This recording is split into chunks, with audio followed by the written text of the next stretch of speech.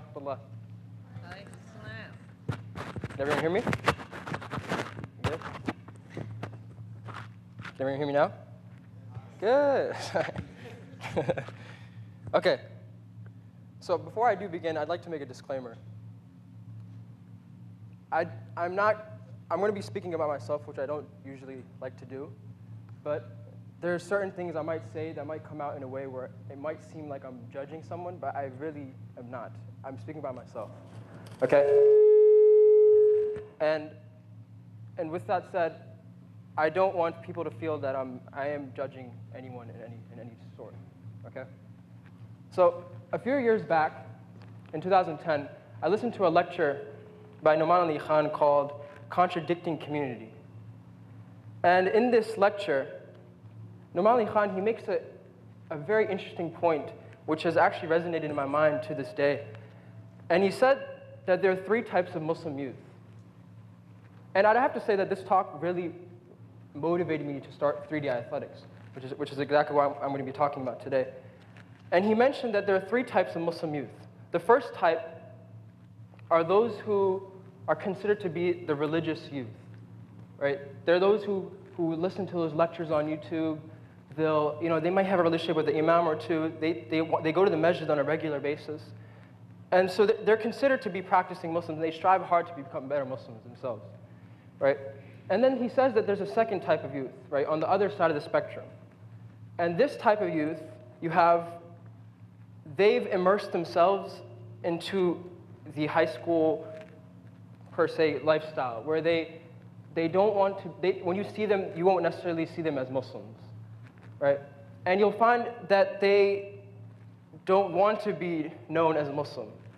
And they'll do things that are completely out of touch with Islam. But then there's a middle group he mentions in his talk. And this middle group is a little bit of both, right? And you'll most likely find this youth that are those who attend that weekend school, the Sunday or Saturday school, and they may sometimes, time to time, they'll do things that are Islamic related. They're trying to become better Muslim, but they'll slip as well. And most people you'll find are in that group. However, at least that's what I thought when I first heard this. And he says that if you were to in a percentage, or if you were to fractionize the three groups, he said that the first group, the religious group, makes up only 1% of the Muslim population, surprisingly. And then he says the second two groups actually make up 99% of the Muslim population. And that is why I named this talk 99%. It's not any political slogan, right? So 99% specifically, and this is why I, myself, and my good friend, this is not working. I guess someone could hit next for me. All right. Okay. All right, there you go. So then, and this is why myself and my good friend Abdul Rashid, we started 3D Athletics. And we felt that this business or initiative is going to be for that 99%. Now, I'd like to share a few stories or experiences I felt throughout my high school years that I felt is very important or very, very inspiring to me that felt the need to even think about 3D Athletics. So in my freshman year in high school, I'd consider myself as that second type I mentioned that isn't really in touch with Islam necessarily, only because I was entering high school in a time where I really wanted to just fit into the crowd. And I actually did make the basketball team that first year, and I felt that the only way to be cool was to show that you weren't Muslim. So even when I was on the team and I did certain things that weren't necessarily known as to be right as Muslims, right? But then you found me as more importantly, as someone who didn't necessarily take their prayer into full priority, right? The type of prayer you'd say is those who pray in the kind of a, I guess, rooster style, I guess, where you finish your prayer in 30 seconds. And honestly, there was times when I would have the 30-second water break for practice. I would go and I would just complete my prayer just to make myself feel good that I had actually prayed, right? But then there was a time, so that was my freshman year, but there was a time over my sophomore year that I really felt that there were certain points in my life, or there's certain people I had in my life that really had a strong influence on me. Just for the sake of time, over the 4-year period I was in high school, there was a certain point where I actually had a turning point. And surprisingly, it wasn't in America. I left for my junior year in high school. I went to the American School of Dubai. And that year I did play varsity basketball. However, and this is actually a picture of my team my sophomore year. And but going back to what I was saying, so you have, so I was actually pretty close with these guys, and they recognized me as someone even during my sophomore year in high school. There were people who I really interacted with on a level, and they knew that I was Muslim, right? And even in my sophomore year, it got to a point where I was actually telling the coach I needed to leave to pray my salah. And he would even give me his keys for his room, and he would even tell me to pray for him, right? And so it got to that point where I was taking the time out just to make the effort to pray my salah, right? But as I said before, it was truly my time during my junior year of high school. And I wanted to share 2 quick stories that really had a strong effect on me as a Muslim in America. And even though I was in Dubai, I was at the American school. And the American school, you could say, is actually what you would not expect. It's almost as you would have schools over here, but I'd say that maybe even worse, right? Just because the kids, they go clubbing every weekend. But anyways, so there was a time when we were at a home game, and at halftime, I had made the point to my coach that I was someone that I needed to take. I was trying my best to pray my salah on time. And I was trying my best to pray my salah on a regular basis. So I made a point to my coach, and I told him that I am going to be, there will be times I'll leave at halftime to pray my salah. So this specific home game, we were at our school, and I took out at halftime. I told the team and the coach, I said I need to go pray Maghrib. So I left, and as I was walking down the hallway, I hear a few people behind me, and I turn back and I see 3 of my teammates. And I was kind of like, wait, I was kind of, taken back by it. And they were actually coming to join me to pray Maghrib Salah. And subhanAllah, when we started to pray, I was kind of not really thinking of what I was supposed to be thinking of, right? And you have your certain concentration in Salah.